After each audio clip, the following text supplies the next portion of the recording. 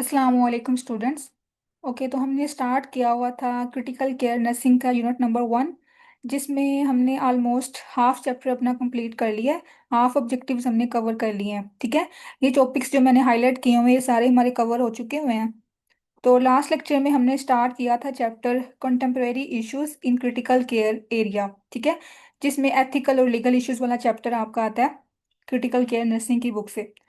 तो last lecture में हमने ये हाफ चैप्टर कर लिया था, आज हम वहीं से कंटिन्यू करते हैं और इस चैप्टर को आज हम कंप्लीट करते हैं। ठीक है, यहाँ तक हमने पढ़ लिया था 4 एज। ठीक है, ये वाले हमने 4 एज पढ़ लिए थे। आज हम स्टार्ट करते हैं common ethical dilemmas in critical care.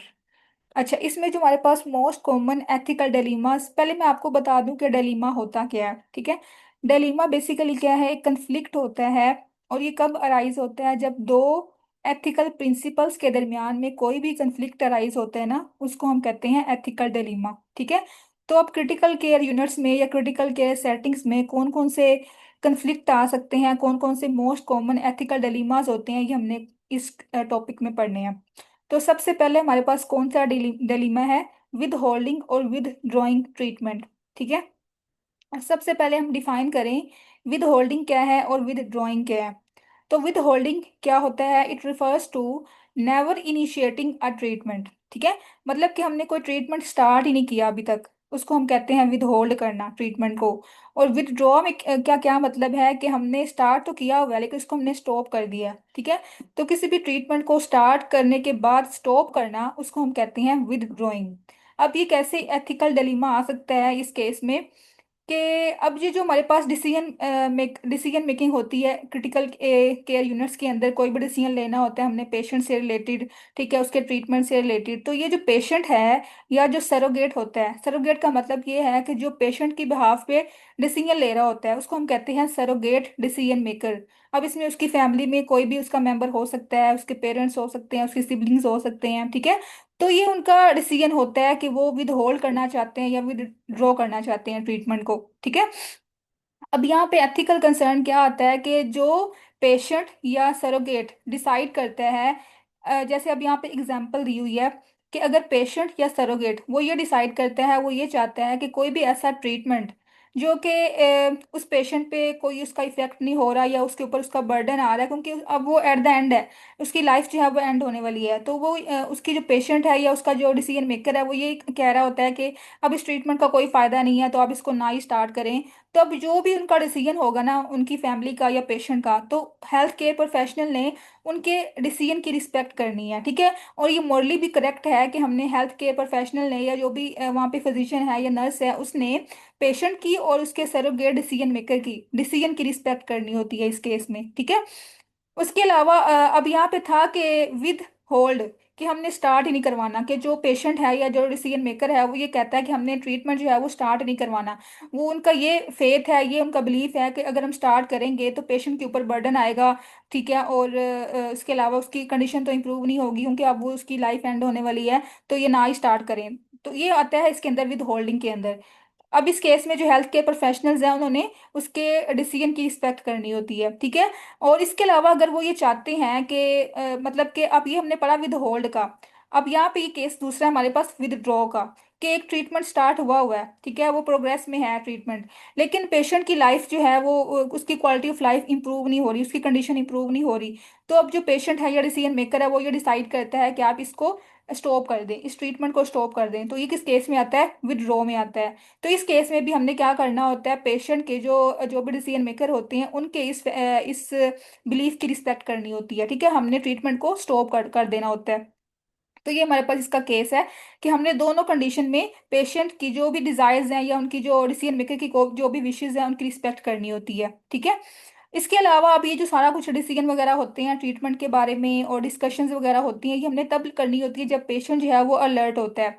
जब पेशेंट अलर्ट हो, वो उसका जो लेवल ऑफ कॉन्शियसनेस है वो पूरा कॉन्शियसनेस जो है वो मेंटेन हो, तब हमने उसके साथ डिस्कस करना होता है कि ये ट्रीटमेंट हमने करना है आपके साथ, इसके बेनिफिट्स बताने हैं, उसके रिस्क बताने हैं। ठीक है, तो फिर जो भी वो डिसाइड करेगा हमने उनकी रिस्पेक्ट, उनके डिसीजन की रिस्पेक्ट करनी है, ठीक है। और जब पेशेंट जो है वो अनएबल है कि वो डिसीजन नहीं ले सकता अपने ट्रीटमेंट के बारे में, वो अनकॉन्शियस है, वो अलर्ट नहीं है, तो हमने ये अथॉरिटी जो है वो किसको देनी होती है? जो भी वहाँ पे ऑथराइज्ड सरोगेट होता है, या जो भी इसकी फैमिली के मेंबर्स होते हैं जो कि ये सारी रिस्पॉन्सिबिलिटी लेते हैं पेशेंट के बारे में डिसाइड करने की, तो हमने उनसे कंसेंट लेना होता है, ठीक है, कि वो क्या उनकी क्या विशेज है विद होल्डिंग के बारे में और ड्राइंग के बारे में, ठीक है। तो ये सारा कुछ जो है हमने फॉलो करना होता है पूरा क्रिटिकल केयर यूनिट्स के अंदर, ठीक है। उसके अलावा जो हेल्थ केयर प्रोवाइडर्स हैं उनकी ये भी रिस्पॉन्सिबिलिटी होती है कि जो अगर वो विद होल्ड करवाएंगे या विदड्रॉ करवाएंगे तो उनके पेशेंट पे क्या क्या आगे रिस्क आ सकते हैं, क्या क्या जो है वो उनके ऊपर बर्डन आ सकता है, ठीक है, उनकी क्वालिटी ऑफ लाइफ कैसे अफेक्ट हो सकती है पेशेंट की। तो ये सारा कुछ जो भी इंफॉर्मेशन है ना, वो हेल्थ केयर प्रोवाइडर्स की रिस्पॉन्सिबिलिटी होती है कि उन्होंने प्रॉपर वे में कम्युनिकेट करना होता है पेशेंट की फैमिली के साथ और जो भी सरोगेट डिसीजन मेकर होते हैं उनके साथ भी, ठीक है। तो ये हमारे पास फर्स्ट एथिकल डिलीमा होता है। दूसरा हमारे पास क्या है? Limits to treatment and futility of care. अब इसमें क्या होता है कि जैसे ये इसके ऑपोजिट है कि कुछ कंडीशंस ऐसी होती हैं जिसमें जो पेशेंट है ना, पेशेंट है या उसके जो फैमिली मेंबर्स हैं या सरोगेट डिसीजन मेकर हैं, वो ये चाह रहे होते हैं कि पेशेंट का जो ट्रीटमेंट चल रहा होता है ना वो कंटिन्यू रहे, ठीक है। वो चाहते हैं कि कंटिन्यू रहे, लेकिन जो हेल्थ केयर प्रोवाइडर्स हैं वो कहते हैं कि इसको स्टॉप करना चाहिए, क्योंकि उनको ये नज़र आ रहा होता है कि पेशेंट की कंडीशन जो है वो अब फर्दर इम्प्रूव नहीं हम कर सकते, फर्दर इसको हम जो है ना बेटर नहीं कर सकते, तो कोई फ़ायदा नहीं है ट्रीटमेंट का। उनको तो ये समझ आ जाती है, फिजिशियंस को, नर्सिस को, या जो भी हेल्थ केयर टीम होती है, उनको ये फील होता है कि जो भी ट्रीटमेंट है वो इनअप्रोप्रिएट है, कोई फ़ायदा नहीं है। लेकिन जो भी फैमिली मेंबर्स होते हैं, पेशेंट्स होते हैं, सरोगेट होते हैं, वो चाहते हैं कि ट्रीटमेंट जो है वो उनका होना चाहिए, चलना चाहिए, ठीक है। तो इस कंडीशन में भी एक कन्फ्लिक्ट आ सकता है, एथिकल डिलीमा आ सकता है। अब यहाँ पे अगर हम डिफाइन करें तो फर्टिलिटी क्या होती है? ये टर्म है जिसको अगर हम डिफाइन करें, दो वेज में डिफाइन किया हुआ है यहाँ पे, कि जब एक इंटरवेंशन जो है वो इनफेक्टिव है, कि उसका कोई भी जो आउटकम हमें चाहिए वो हमें नहीं मिल रहा, ठीक है, वो ineffective at producing its intended effect, ये इसकी पहली डेफिनेशन है, ठीक है। तो उसको हम कहते हैं फ्यूटिलिटी ऑफ केयर या फ्यूटिलिटी ऑफ इंटरवेंशन, जब उसका कोई भी हमें इंटेंडेड इफेक्ट नहीं मिल रहा होता। उसके अलावा दूसरी इसकी क्या डेफिनेशन है? When an intervention might be physiologically effective but is unlikely to provide meaningful benefit.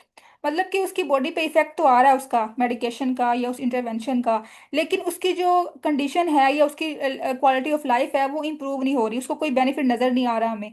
तो इस केस में जो है इस कंसेप्ट को हम कहते हैं फ्यूटिलिटी ऑफ केयर, ठीक है।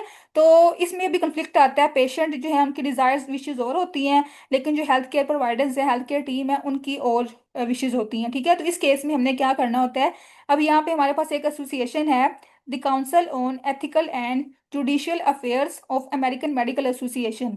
इस एसोसिएशन ने क्या किया है कि इसने हमें एक पॉलिसी बता दिया कि आपने इस पॉलिसी को फॉलो करके ये करना होता है, फाइंड आउट करना होता है कि जो भी इंटरवेंशन है उसकी प्रॉपर बेनिफिट आ रहे हैं कि नहीं आ रहे, ठीक है। तो हमने उस पॉलिसी की बेस पे डिटरमिन करना होता है किसी भी इंटरवेंशन की फुटिलिटी को, ठीक है, ताकि जो कन्फ्लिक्ट है वो अराइज ना हो, एथिकल डिलीमा जो है वो भी अराइज ना हो, ठीक है। तो इस केस में हमने इसको ऐसे रिजोल्व करना होता है, जो भी इंस्टीट्यूशंस हैं उनकी पॉलिसीज को अडॉप्ट करना होता है। उसके अलावा हमारे पास जो थर्ड एथिकल डिलीमा आ सकता है वो है एलोकेशन डिसीजन, ठीक है। अब एलोकेशन जो है वो डिफरेंट टाइप्स की होती है। जैसे अब यहाँ पे बताया हुआ है कि जो भी हमारे पास रिसोर्सेज हैं वो हमने एलोकेट करने होते हैं पेशेंट्स को, ठीक है। लाइक हमारे पास रिसोर्सेज कम है, पेशेंट ज़्यादा हैं, तो हमने क्या करना है? हमने जस्टिस का प्रिंसिपल जो है वो अप्लाई करना है, हमने फेयर डिस्ट्रीब्यूशन करनी है। ये हमने पढ़ा था कि जो हमारे पास एथिकल प्रिंसिपल्स है ना उसमें जस्टिस भी आता है, कि हमने प्रॉपर जो भी रिसोर्सेज हैं, जो भी ट्रीटमेंट वगैरह है। अब यहाँ पे तीन से चार चीज़ें हैं, एक तो रिसोर्सेज हैं, उसके बाद ट्रीटमेंट है, टाइम है और अटेंशन है। ये चारों चीज़ों को हमने जस्टिस की बेस पे एलोकेट करना है, ठीक है। उसके अलावा अब यहाँ पे क्या लिखा हुआ है कि जो जस्टिस हमने करना है, जिस बेस पे हमने डिसीजन लेना है, वो हमने प्रॉपर मोरल एथिकल प्रिंसिपल्स को फॉलो करते हुए एलोकेशन करनी है, डिस्ट्रीब्यूशन करनी है हेल्थ केयर रिसोर्सेज की, ठीक है। ना कि हम उनकी रेस की बेस पे, एथनिसिटी की बेस पे, जेंडर या बिलीफ की बेस पे हम ये डिसीजन करें, बल्कि हमने जस्टिस को इम्प्लीमेंट करना है, ठीक है, इस एथिकल प्रिंसिपल को इम्प्लीमेंट करना है कोई भी डिसीजन लेते हुए। उसके अलावा अब यहाँ पे दो एग्जाम्पल दी हुई हैं। हमारे पास फर्स्ट एग्जांपल क्या है? Allocation of organs for transplantation. अब यहाँ पे भी कंफ्लिक्ट आ सकता है कि हमारे पास क्या है, मोस्टली यही होता है कि जो ऑर्गन्स ट्रांसप्लांट हमने करना हो तो हमारे पास सप्लाई कम होती है, ठीक है, अवेलेबल सप्लाई कम होती है, लेकिन जो नीड होती है ऑर्गन्स की वो ज़्यादा होती है, ठीक है। तो इस केस में क्या करना है, हमने इस कंफ्लिक्ट को प्रिवेंट करने के लिए हमने क्या करना है, हमने प्रॉपर पॉलिसी को अप्लाई करना है। अब हर इंस्टीट्यूशन की अपनी पॉलिसी होती है, जैसे कि अब यहाँ पे एग्जांपल दी हुई है।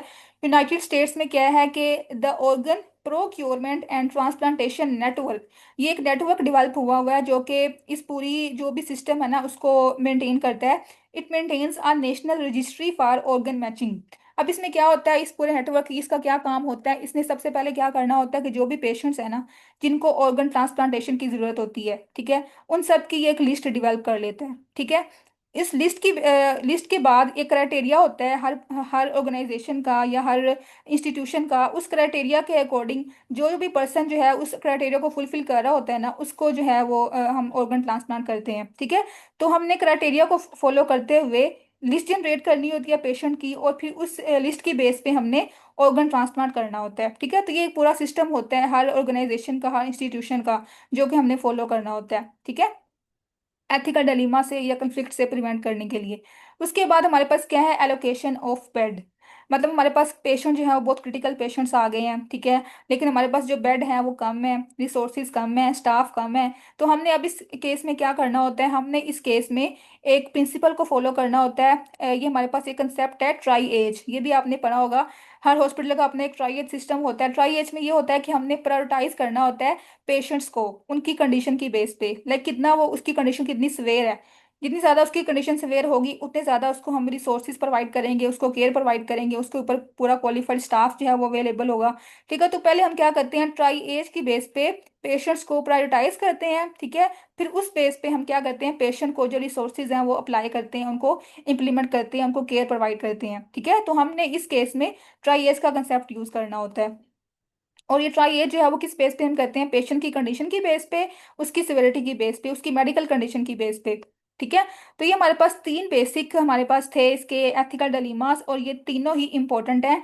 ये अलग अलग से भी पेपर में आए हुए हैं, ठीक है, विद होल्डिंग और विद ड्रॉइंग ट्रीटमेंट।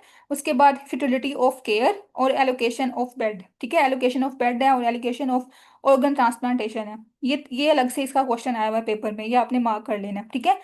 उसके बाद हमारे पास क्या है, कुछ लॉज हैं क्रिटिकल केयर यूनिट्स में जो कि इम्प्लीमेंट होते हैं। अब ये तीन तरह के लॉज हैं, एक है एडमिनिस्ट्रेटिव लॉ, दूसरा हमारे पास क्या है सिविल लॉ, और थर्ड क्या है क्रिमिनल लॉ, ठीक है।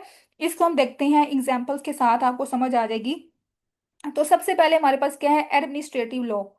ये मोस्ट इंपॉर्टेंट और मोस्ट कॉमन लॉ है नर्सिंग प्रैक्टिस के अंदर। अब जैसे कि हमारे हमें पता है कि जो भी हमारे पास एक नर्सिंग प्रोफेशन है, तो इसका एक प्रॉपर नर्स प्रैक्टिस एक्ट होता है जिसके अंडर जो है वो नर्सिंग स्टाफ जो है वो प्रैक्टिस कर रहा होता है, ठीक है। अब जो नर्स प्रैक्टिस एक्ट है ना, इसने हमें प्रॉपर गाइडलाइंस दी हुई हैं कि आपने इन स्टैंडर्ड्स को, इन गाइडलाइंस को फॉलो करते हुए अपनी प्रैक्टिस करनी है, अपनी ड्यूटीज और रिस्पॉन्सिबिलिटीज को परफॉर्म करना है, ठीक है। और इसके ऊपर पूरा एक स्टेट बोर्ड ऑफ नर्सिंग होता है जो कि इसको सुपरवाइज कर रहा होता है, ठीक है। अब जैसे कि यहाँ पे एग्जाम्पल दी हुई है कि एक पेशेंट है या कोई भी सिटीजन है, वो ये फील करता है कि उसको प्रॉपर केयर नहीं दी जा रही, ठीक है, जो उसको मिलनी चाहिए। तो सिटीजन के पास ये राइट है कि वो इस स्टेट बोर्ड ऑफ नर्सिंग को जो है वो केस रिपोर्ट कर सकते हैं, ठीक है। अब ये जो हमारे पास स्टेट बोर्ड ऑफ नर्सिंग है वो क्या करेगा, वो पूरा उसकी पास रिस्पॉन्सिबिलिटी होती है कि वो सारा केस जो है वो इन्वेस्टिगेट करेगा कि हाँ प्रॉपर नहीं केयर दी जा रही पेशेंट्स को, सिटीजन जो है वो उससे जो है सेटिस्फाई नहीं है केयर से। तो पूरी इन्वेस्टिगेशन करते हैं, ठीक है। ये पूरा जो बोर्ड है वो इन्वेस्टिगेशन करते हैं। स्टेट एजेंसी जो होती है उसके पास ये भी राइट होता है कि वो इमीडिएटली उस नर्स का या जो भी वो हेल्थ केयर प्रोफेशनल है जिसने अपनी ड्यूटी को सही परफॉर्म नहीं किया, उसके लाइसेंस को वो इमीडिएटली सस्पेंड भी कर सकती है, ठीक है, ये स्टेट एजेंसी। तो ये सारे जो हमारे पास आ रहे होते हैं इस लॉ के अंदर अंडर आ रहे होते हैं, एडमिनिस्ट्रेटिव लॉ के अंदर, ठीक है, जिसमें मेन हमने बात याद रखनी है नर्स प्रैक्टिस एक्ट की, ठीक है, और स्टेट बोर्ड ऑफ नर्सिंग की। ये सारी नर्सिंग जो भी हमारे पास प्रैक्टिस कर रही होती है नर्सिस, उन सब की ये रिस्पॉन्सिबिलिटी होती है कि उन्होंने जो भी नर्स प्रैक्टिस एक्ट के अंदर स्टैंडर्ड्स गाइडलाइंस होती हैं उसको फॉलो करना होता है, ठीक है। जो भी रेगुलेशंस हैं उनको फॉलो करते हुए अपनी प्रैक्टिस करनी होती है नर्सिंग के अंदर। लेकिन जब वो इसको फॉलो नहीं करती गाइडलाइंस को, स्टैंडर्ड्स को, तब जो है उनके ऊपर ये लॉ इंप्लीमेंट हो सकता है, लीगल इश्यूज आ सकते हैं, ठीक है। तो ये हमने इसको फॉलो करना होता है नर्स प्रैक्टिस एक्ट को। उसके बाद हमारे पास जो सेकंड लॉ है वो है सिविल लॉ। सिविल लॉ में क्या होता है कि एक पार्टी दूसरी पार्टी के अगेंस्ट जो है वो केस फाइल करती है, ठीक है। जैसे कि अब मैं एग्जांपल दूं, हमारे पास एक जो पेशेंट है या उसका रिलेटिव है, वो नर्स के अगेंस्ट जो है वो फाइल केस कर देता है। ठीक ठीक है। अब वो उसमें अब कोई भी इसकी एग्जांपल आ सकती है, जैसे कि यहाँ पे मोस्ट कॉमन एग्जांपल हमारे पास क्या है, निग्लिजेंस है, माल प्रैक्टिस है, असोल्ट और बैटरी। अब यहाँ पे इन सबको आगे हम डिफाइन करेंगे कि एक आपको जनरल बता देती हूँ। निग्लिजेंस में क्या होता है कि जो नर्स ने प्रॉपर केयर प्रोवाइड करनी होती है ना स्टैंडर्ड्स की बेस पे, वो प्रोवाइड नहीं करती। ठीक है, मतलब को निग्लिजेंस शो कर रही है। तो ये इसमें आता है सिविल लॉ में। जब निग्लिजेंस शो करेगी, जारी बात है जो पेशेंट है, उसके रिलेटिव्स हैं, वो केस फाइल करेंगे उसके अगेंस्ट की हमें प्रॉपर केयर नहीं प्रोवाइड कर रही। ठीक है। उसके अलावा माल प्रैक्टिस है। माल प्रैक्टिस में भी यही है कि वो अपनी जो भी प्रैक्टिस उसके अंदर आती है नर्सिंग में, वो उसको फुलफिल नहीं कर रही, जो भी उसके गाइडलाइंस हैं स्टैंडर्ड्स हैं उसको फॉलो नहीं कर रही। ठीक है, तो ये भी माल प्रैक्टिस में आता है।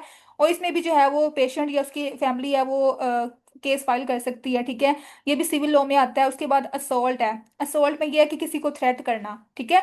उसके अलावा बैटरी में ये है कि आप उसको फिजिकली हार्म पहुंचा रहे हो किसी भी पर्सन को, तो जो दूसरा पर्सन जिसको हार्म हो रहा है, वो सारी बात है वो कोई केस फाइल करेगा उसके अगेंस्ट। ठीक है, तो ये हमारे पास कुछ एग्जांपल्स हैं सिविल लॉ के अंदर, जिसमें एक पार्टी दूसरी पार्टी के अगेंस्ट केस फाइल करती है। ठीक है। उसके बाद हमारे पास जो थर्ड लॉ है वो क्या है, क्रिमिनल लॉ।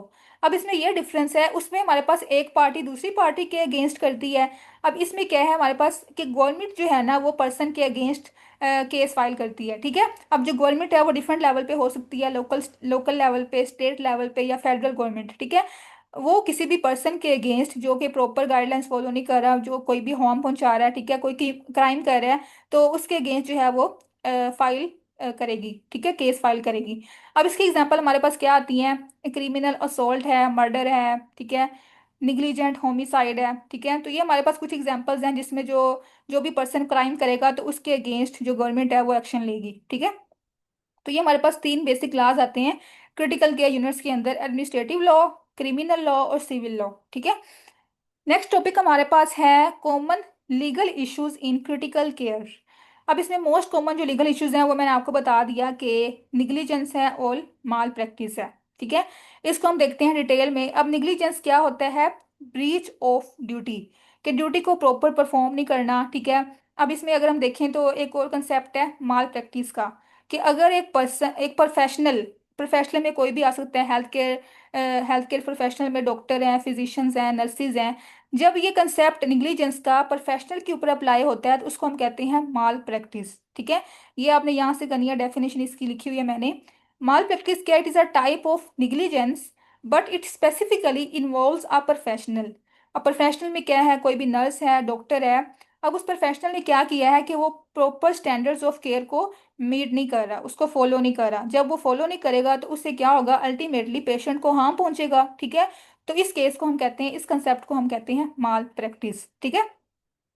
अब यहाँ पे जो है ना माल प्रैक्टिस लॉ, वो ये कहता है कि अगर एक पर्सन इस लॉ के अंडर आ रहा है, माल प्रैक्टिस लॉ के अंदर आ रहा है, तो उसके ऊपर दो कंडीशंस फुलफिल होनी चाहिए। एक तो उसने जो है ना ड्यूटी ब्रीच की है। ठीक है, यहाँ पे दो कंडीशंस हैं, conduct conduct of the nurse, मतलब जो नर्स है उसने अपना ड्यूटी परफॉर्म सही नहीं की। ठीक है, उसके एक्शंस आ जाते हैं उसके अंदर। और दूसरा क्या है, इंजरी टू द पेशेंट, मतलब कि पेशेंट को कोई ना कोई हार्म होना चाहिए। अगर हार्म होगा पेशेंट को और नर्स की जो ड्यूटी है वो ब्रीच हुई है, तो मतलब कि वो इस लॉ के अंडर आ रहा है। ठीक है, उसके ऊपर एक्शन लिए जाएंगे, माल प्रैक्टिस लॉ के अंडर वो आ रहा है। ठीक है।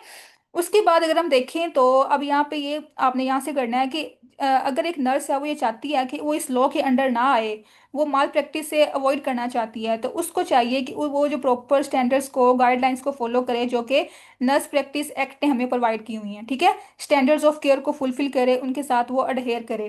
तो हमारे पास ये कौन कौन से स्टैंडर्ड्स ऑफ केयर हैं जो कि हम फॉलो कर सकते हैं, या आपने रिसोर्सेज याद रखने हैं कि कौन कौन से ऐसे रिसोर्सेज हैं जो कि हमें स्टैंडर्ड्स ऑफ केयर प्रोवाइड करते हैं, जिनको हमने फॉलो करना होता है। तो सबसे पहले हमारे पास क्या है, testimony from nurse expert in critical care, मतलब कि नर्स एक्सपर्ट्स हैं या हमारे पास कोई सुपरवाइजर्स हैं, उनको ज़्यादा पता होता है कि आपने कैसे एक्शन परफॉर्म करने हैं, कैसे ड्यूटी परफॉर्म करनी है, तो वो जो अपने ओपिनियंस दे रही होती हैं उनको भी हमने फुलफिल करना होता है, फॉलो करना होता है। ठीक है। उसके अलावा कुछ हेल्थ केयर फैसिलिटीज़ के अपने प्रोसीजर्स होते हैं, प्रोटोकॉल्स होते हैं, उसको हमने फॉलो करना होता है। तो इसको फॉलो करके भी हम जो है माल प्रैक्टिस से प्रिवेंट कर सकते हैं। उसके बाद हमारे पास जॉब डिस्क्रिप्शंस होती हैं, जैसे आप अप्लाई करते हो किसी जॉब में, तो हर जॉब की अपनी अपनी रिक्वायरमेंट्स होती हैं, डिस्क्रिप्शंस होती हैं, जो कि पहले आपने प्रॉपर रीड करना होता है उनको। ठीक है, ताकि बाद में आपको फॉलो करके किसी भी कन्फ्लिक्ट से प्रिवेंट किया जा सके। तो ये हमारे पास जॉब डिस्क्रिप्शंस हैं, यहाँ से भी हम जो है वो प्रिवेंट कर सकते हैं माल प्रैक्टिस को। उसके अलावा हमारे पास ये मोस्ट कॉमन मोस्ट इंपॉर्टेंट जो स्टेट बोर्ड ऑफ नर्सिंग है उसने हमें प्रोवाइड्स किए हुए हैं स्टैंडर्ड्स और गाइडलाइंस, उसको हम फॉलो कर सकते हैं, ठीक है। उसके अलावा हमारे पास क्या है, नर्सिंग टेक्स्ट बुक होती हैं, जर्नल्स हैं, रेफरेंस बुक्स हैं, यहाँ से भी आप जो है वो गाइडलाइंस ले सकते हैं कि हमने अपनी ड्यूटीज़ के दौरान क्या क्या एक्शंस लेने होते हैं, किन किन एरर से प्रिवेंट करना होता है, ठीक है। उसके अलावा कुछ हमारे पास क्या है, ऑर्गेनाइजेशंस ऐसी हैं जैसे कि AACN है, ठीक है। उसके बाद अमेरिकन हार्ट एसोसिएशन है, इन्होंने हमें प्रॉपर गाइडलाइंस बताई हुई हैं, स्टैंडर्ड्स बताए हुए हैं, इनको हम फॉलो कर सकते हैं, ठीक है। उसके अलावा हमारे पास क्या है, इक्विपमेंट्स मैन्युफैक्चरर्स इंस्ट्रक्शन है, कि जब कोई भी इक्विपमेंट आता है तो उस इक्विपमेंट के बॉक्स के अंदर प्रॉपर इंस्ट्रक्शंस होती हैं कि आपने इसको कैसे यूज़ करना है, ठीक है। जो मैन्युफैक्चर होता है वो इसके अंदर इंस्ट्रक्शंस डाल देता है जो भी यूज़ करता है उसकी आसानी के लिए, ताकि आप इसको प्रॉपर वे में यूज़ कर सकें और एरर से प्रिवेंट किया जा सके, ठीक है। तो ये हमारे पास कुछ रिसोर्सेज ऐसे हैं जिनको फॉलो करते हुए हम जो है वो माल प्रैक्टिस से और निग्लिजेंस से प्रिवेंट अपने आप को कर सकते हैं, ठीक है। उसके अलावा आप यहाँ पे टाइप्स दी हुई हैं। निग्लिजेंस जो है वो दो टाइप्स की होती है, ठीक है। एक होती है ऑर्डिनरी और दूसरी हमारे पास क्या है, ग्रोस। अब इसमें क्या डिफरेंस है, जो ऑर्डिनरी होती है ना इसको हम कहते हैं प्रोफेशनल केयरलेसनेस, ठीक है। ये आपने एमसीक्यू याद रखने हैं, इसमें काफी एमसीक्यूज आते हैं। ऑर्डिनरी में क्या डिफरेंस है और ग्रोस में क्या डिफरेंस है, ठीक है। अब जो ग्रोस होती है, ग्रोस निग्लिजेंस, वो ये होती है कि नर्स जो है वो कॉन्शियसली कोई भी पेशेंट को हार्म पहुंचा रही होती है, ठीक है, कॉन्शियसली और विलफुली इग्नोर करती है ऐसे रिस्क को जो कि पेशेंट को हार्म पहुंचा सकता है, ठीक है। तो ये डिफरेंस आपने याद करना है। और जो मोस्ट केसेस में क्या होता है कि जो ऑर्डिनरी निग्लिजेंस है ये इन्वॉल्व होती है, ठीक है। बाकी इसमें क्या है कि जब पेशेंट जो नर्स है वो निग्लिजेंस करती है या माल प्रैक्टिस करती है तो उसको फिर उसकी कंपनसेशन भी देनी होती है ना। लाइक उसने कोई भी हार्म पहुंचा दिया पेशेंट को, तो फिर उसने जो है उसको कंपनसेट करने के लिए इसके ऊपर फाइन भी हो सकता है, ठीक है। और पनिशमेंट भी कोई ना कोई दी जा सकती है ऑर्गेनाइजेशन की तरफ से, हॉस्पिटल की तरफ से, तो इसने फिर क्या करना होता है, कंपनसेट करना होता है। अब यहाँ पे कंपनसेशन जो है वो दो टाइप की होती है, या तो इकोनॉमिकली होती है और या फिर नॉन इकोनॉमिकली होती है, ठीक है। ये जस्ट आपने रीड कर लेना है। ये हमारे पास मोस्ट इंपॉर्टेंट जो है यहाँ से डेफिनेशंस हैं और ये रिसोर्सेज हैं, ठीक है। निग्लिजेंस में और इसमें आपने डिफरेंस याद करना है कि जब किसी प्रोफेशनल पे ये इंप्लीमेंट होता है निग्लिजेंस का कंसेप्ट, उसको हम कहते हैं माल प्रैक्टिस, ठीक है। बाकी ये जो आपने है ना डेफिनेशन यहाँ से लिख लेनी है इसकी, माल प्रैक्टिस की, और यहाँ ये लिखी हुई है मैंने निग्लिजेंस की। निग्लिजेंस क्या होता है कि जब एक पर्सन जो है ये हेल्थ केयर प्रोफेशनल है वो अपने प्रॉपर जो है वो केयर नहीं दे रहा होता पेशेंट को, या उसमें फेल हो जाता है प्रोवाइड करने में, तो उससे क्या होगा, पेशेंट को हार्म हो सकता है, इंजरी हो सकती है, इस कंडीशन को हम कहते हैं निग्लिजेंस। आगे इसकी दो टाइप्स हमने पढ़ी, ग्रोस और ऑर्डिनरी। जो ग्रोस होती है वो प्रोफेशनल होती है और जो ऑर्डिनरी होती है वो जो पेशेंट जो नर्स है या हेल्थ केयर प्रोफेशनल है वो विलिंगफुली या फिर कॉन्शियसली पेशेंट को हार्म पहुंचा रहा होता है, ठीक है। तो ये हमारे पास डिफरेंस था। उसके बाद अगर हम देखें तो हमारा जो नेक्स्ट टॉपिक है वो है लाइबिलिटी, ठीक है। Vicarious liability. अब लाइबिलिटी क्या होती है कि जब एक पर्सन कोई भी एक्शन परफॉर्म करता है, ठीक है। कंडक्ट का मतलब होता है एक्शन, ठीक है। कि जब कोई भी ऐसा पर्सन जो अपने अपना एक्शन परफॉर्म करता है तो उस एक्शन का जो रिस्पॉन्सिबल है ना वो दूसरा पर्सन होता है, ठीक है। तो इस केस को हम कहते हैं लाइबिलिटी। मतलब एक पर्सन दूसरे पर्सन के एक्शन का जब रिस्पॉन्सिबल होता है, अकाउंटेबल होता है या लाइएबल होता है, इस केस को हम कहते हैं लाइबिलिटी, ठीक है। अब इसके हमारे पास डिफरेंट टाइप्स हैं। जो सबसे पहले और मोस्ट कॉमन टाइप है इसकी, रिस्पोंडेंट स्पीरियर, ठीक है। अब इसमें क्या है कि स्पीरियर के नाम से आपने याद करना है कि जब एक सुपरवाइजर या एक मैनेजर अपने एम्प्लॉयज के एक्शन का रिस्पॉन्सिबल हो, उस केस को हम कहते हैं रिस्पोंडेंट स्पीरियर, ठीक है।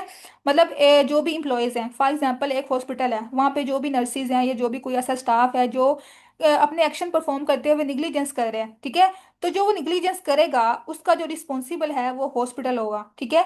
वहाँ की जो अथॉरिटी है या सुपरवाइजर है, मैनेजर है, वो इसके लाइएबल होंगे, उसके रिस्पॉन्सिबल होंगे। तो इस केस को हम कहते हैं रिस्पोंडेंट स्पीरियर। यहाँ से आप एग्जाम्पल ये कर सकते हैं जो मैंने लिखी हुई है साथ में, जैसे कि नर्स एरर ड्यूरिंग शिफ्ट, मतलब कि कोई किसी भी शिफ्ट में कोई नर्स से एरर हो जाता है तो उसका रिस्पॉन्सिबल जो है वो हॉस्पिटल का जो हॉस्पिटल की जो मैनेजर है या जो भी सुपरवाइजर है वो इसके लाइएबल होगी, ठीक है। उसके बाद हमारे पास क्या है, कारपोरेट लाइबिलिटी। अब कारपोरेट लाइबिलिटी में इसमें क्या डिफरेंस है दोनों में, इसमें भी हॉस्पिटल जो है वो लाइएबल होता है, लेकिन जैसे कि मैं आपको यहाँ पे डिफरेंस क्लियर कर दूं, इसमें जो लाइएबल होता है ना हॉस्पिटल या भी सुपरवाइजर या मैनेजर, वो इम्प्लॉयज की निग्लिजेंस का रिस्पॉन्सिबल होता है। मतलब कि जो निग्लिजेंस होती है वो इम्प्लॉय से होती है, वो स्टाफ से होती है, ठीक है। लेकिन इसमें क्या डिफरेंस है कि जो हॉस्पिटल लाइएबल होता है वो उससे अपनी उससे निग्लिजेंस खुद से होती है। मतलब कि उसने स्टाफ को हायर किया है, ठीक है। जो स्टाफ है वो प्रॉपर एजुकेटेड नहीं है, प्रॉपर स्किलफुल नहीं है, तो अब ये निग्लिजेंस किससे हुई है? हॉस्पिटल से हुई है ना, उसकी जो भी अथॉरिटेटिव बॉडी है उससे हुई है, ठीक है। तो ये उसका खुद रिस्पॉन्सिबल है, खुद लाइएबल है। तो इसको हम कहते हैं कारपोरेट लाइएबिलिटी। मतलब कि इसमें जो निग्लिजेंस होती है वो हॉस्पिटल से होती है, जो इसकी जो अथॉरिटेटिव बॉडी है उससे होती है, ठीक है। इसमें क्या है, निग्लिजेंस जो है वो इम्प्लॉय से होती है। ये डिफरेंस आपने क्लियर करना है, ठीक है। अब जैसे यहाँ पे एग्जांपल मैंने ये वाली दी हुई है, पुअर हायरिंग ऑफ स्टाफ। मतलब कि अब जो वहाँ के पर्सन जिन्होंने हायर करना होता है, जो मैनेजर्स होते हैं, जो उन्होंने एम्प्लॉयज को हायर करना होता है, तो उन्होंने प्रॉपर हायरिंग नहीं की, प्रॉपर स्टाफ को जो है वो अनएजुकेटेड है, अंडर रेटेड है, ठीक है, प्रॉपर वो केयर नहीं प्रोवाइड करें। तो उसमें जो गलती किसकी है? वो इसकी है ना, अथॉरिटेटिव बॉडी की है, मैनेजर्स की है कि उन्होंने प्रॉपर हायरिंग नहीं की, ठीक है। तो वो खुद ही लाइएबल होंगे, इसके खुद रिस्पॉन्सिबल होंगे, ठीक है। ये इन दोनों में डिफरेंस है। उसके बाद हमारे पास जो थर्ड टाइप है इसकी, वो है निग्लिजेंट सुपरविजन। मतलब कि प्रॉपर हम सुपरविजन नहीं कर रहे, ठीक है, प्रॉपर डायरेक्शन नहीं दे रहे स्टाफ को, उनको प्रॉपर गाइड नहीं कर रहे, तो उससे क्या होगा, जो भी नर्स से कोई एरर आएगा या कोई निग्लिजेंस होगी तो उसका रिस्पॉन्सिबल कौन होगा? सुपरवाइजर होगा, ठीक है। कि जब सुपरवाइजर अपना प्रॉपर काम नहीं कर रहा, अपनी सुपरविजन नहीं कर रहा लोगों की, ठीक है, अपने स्टाफ की, अपने एम्प्लॉयज की डायरेक्शन प्रोवाइड नहीं कर रहा, तो उससे जो भी नर्स से कोई निग्लिजेंस होती है, माल प्रैक्टिस होती है, तो उसका रिस्पॉन्सिबल जो है वो सुपरवाइजर होगा, ठीक है। तो इस केस को हम कहते हैं निग्लिजेंट सुपरविजन, ठीक है। उसके बाद हमारे पास क्या है कि रूल ऑफ पर्सनल लायबिलिटी। अब पर्सनल का मतलब क्या है कि इसमें जो पर्सन जिससे निग्लिजेंस हो रही है, माल प्रैक्टिस हो रही है, वो उसका खुद ही लायबल है, खुद ही वो उसका जो है रिस्पॉन्सिबल है, ठीक है। ये सिंपल सी बात है इसमें। अब यहाँ पे लिखा हुआ है कि फॉर एग्जांपल हमारे पास जो इंडिविजुअल है वो लीगली रिस्पॉन्सिबल होता है फॉर देयर ओन एक्शंस और ओन इमिशंस, जिससे पेशेंट को हार्म हो सकता है, तो वो खुद ही रिस्पॉन्सिबल होता है उसका, जो भी उसने एरर किया होता है। इसमें एग्जाम्पल आपने ये वाली कर लेनी है, ये अपनी बुक के ऊपर लिख लेनी है आपने। जैसे कि एक नर्स है, उसने किसी पेशेंट को रॉन्ग डोज दे दी है, ठीक है, मेडिकेशंस की। हालांकि उसको प्रॉपर गाइडलाइंस भी दी गई थी, प्रॉपर ट्रेनिंग भी है उसके पास, लेकिन उससे ये वाला एरर हो गया है, ठीक है, ये उसने मिस्टेक कर दी है, तो ये इस एक्शन की वो खुद लाइएबल है, ठीक है, पर्सनली वो लाइएबल है इस एरर की। तो इसको हम कहते हैं, इस कंसेप्ट को हम कहते हैं रूल ऑफ पर्सनल लाइबिलिटी, ठीक है। तो ये हमारे पास चार टाइप्स थी लाइबिलिटी की, ये भी इंपॉर्टेंट है, ये आपने मिक्स नहीं करनी। सबसे पहले क्या थी? रिस्पोंडेंट सुपीरियर, कारपोरेट लाइबिलिटी, ठीक है। उसके बाद निग्लिजेंट सुपरविजन, और फोर्थ में है रूल ऑफ पर्सनल लाइबिलिटी, ठीक है। जरूरी नहीं कि आप यहाँ से वर्ड टू वर्ड याद याद करें सारा पैराग्राफ। जस्ट आपने कंसेप्ट लेना है, अपनी वर्डिंग में उसको लिख देना है और साथ में एग्जांपल दे देनी है, बस, ठीक है। उसके बाद अगर हम देखें तो हमारा ये लास्ट टॉपिक है इस चैप्टर का, लॉज अफेक्टिंग नर्सिंग प्रैक्टिस, ठीक है। ऐसे कौन से लॉज हैं जो कि नर्सिंग प्रैक्टिस पे अफेक्ट करते हैं? इसमें हमारे पास फोर बेसिक हैं। पहला क्या है? Informed consent doctrine. इसमें आपको समझ आ रही होगी, इन्फॉर्म कंसेंट मतलब कि हमने कोई भी ट्रीटमेंट करना है, पेशेंट का कोई भी डिसीजन लेना है, पेशेंट के ट्रीटमेंट से रिलेटेड या कोई भी ऐसी कंडीशन से रिलेटेड, तो हमने इन्फॉर्म कंसेंट लेना होता है, ठीक है, पेशेंट से, उसकी फैमिली से। अब इसका जो पूरी रिस्पॉन्सिबिलिटी होती है कंसेंट लेने की, वो कौन हो किसकी होती है? Is the responsibility of the physician, ठीक है। रिस्पॉन्सिबिलिटी होती है फिजिशियन की, लेकिन जो विटनेस के तौर पे वहां पे कौन होता है? नर्स जो है वो एज अ विटनेस वहां पे होती है, जिसने साइन करवाने होते हैं कंसेंट फॉर्म के ऊपर, ठीक है। तो ये आपने जो है वो इसको फुलफिल करना होता है नर्सिंग प्रैक्टिस के अंदर। इनफॉर्म कंसेंट को हमने फॉलो करना होता है, ठीक है।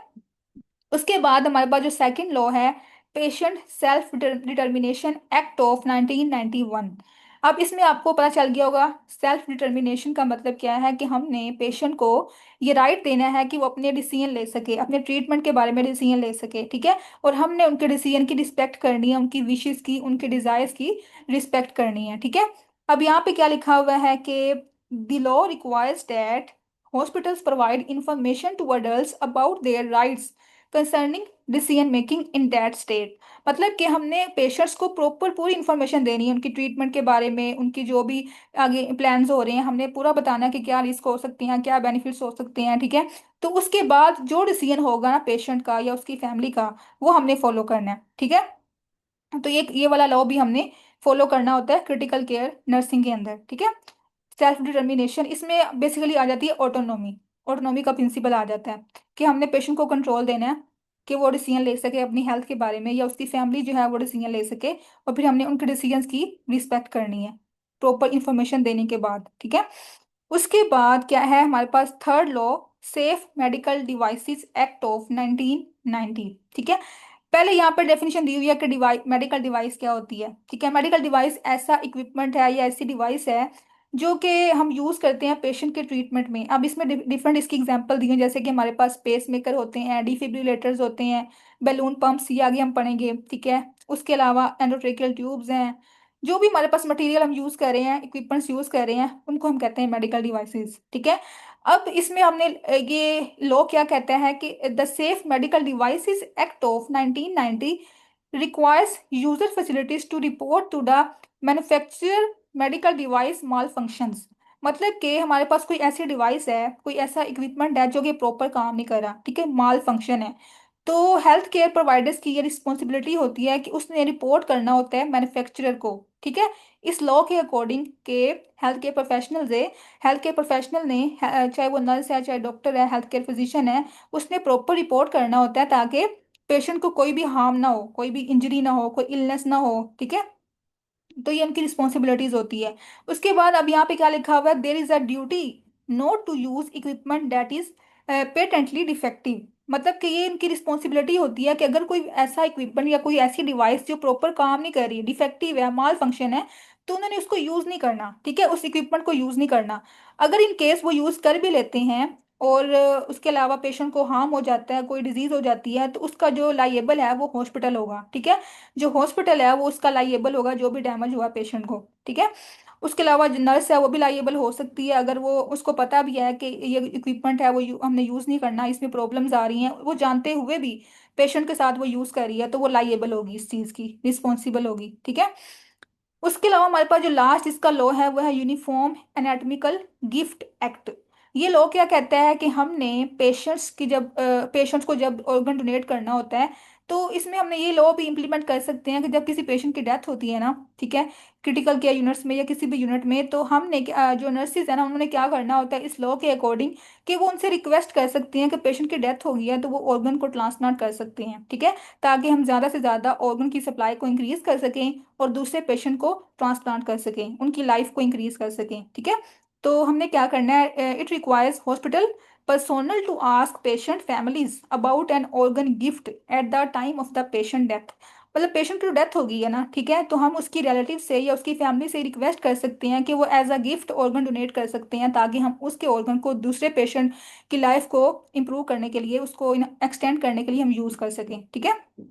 ये इसका भी एक प्रॉपर लॉ है, इस लॉ के अकॉर्डिंग हमने ये सारा काम करना होता है, ठीक है। तो ये हमारे पास क्या है, चार लॉज थे जो कि हम यूज करते हैं नर्सिंग प्रैक्टिस के अंदर, ठीक है। उसके अलावा यहाँ पे हमने एक टेबल छोड़ दिया, ये वाला इंपॉर्टेंट है आपका, मोस्ट इंपॉर्टेंट है, ये काफी दफा पेपर में आया हुआ है कि रजिस्टर्ड नर्स की कौन कौन सी लीगल रिस्पॉन्सिबिलिटीज होती हैं, ठीक है।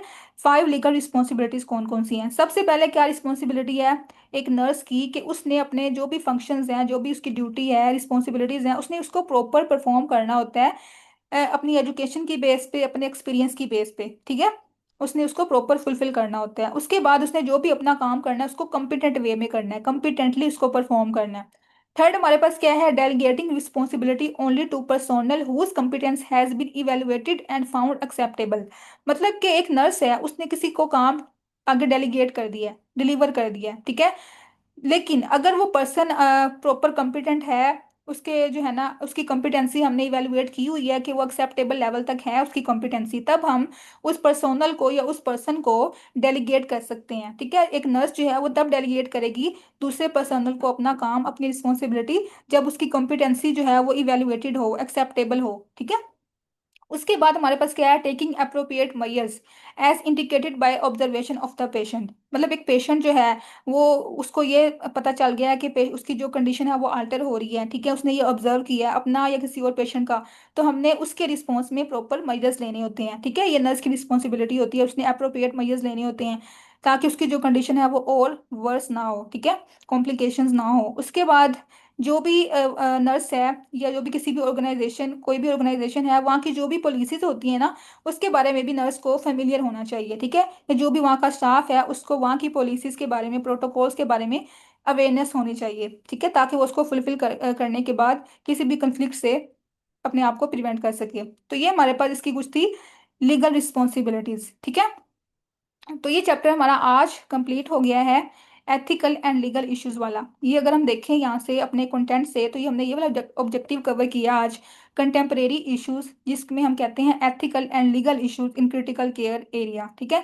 लास्ट लेक्चर में हमने एथिकल इश्यूज पढ़े थे, ठीक है। उसके बाद आज के लेक्चर में हमने लीगल इश्यूज के बारे में डिस्कस किया है, ठीक है। तो ये तकरीबन हमारा हाफ से भी ज़्यादा चैप्टर आज कवर हमारा हो गया है। नेक्स्ट लेक्चर में हम स्टार्ट करेंगे ये वाला ऑब्जेक्टिव। ये आपका पूरा चैप्टर बुक पे दिया हुआ है, डेथ एंड डाइंग, ये वाला रह गया हमारा। उसके बाद इन्फेक्शन कंट्रोल, ये आपको स्लाइड से करवा दूंगी मैं, ये बुक पे नहीं है।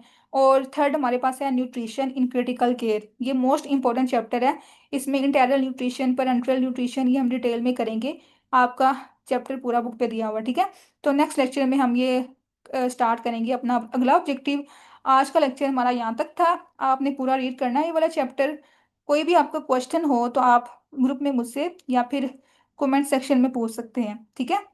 ओके, अल्लाह हाफिज़।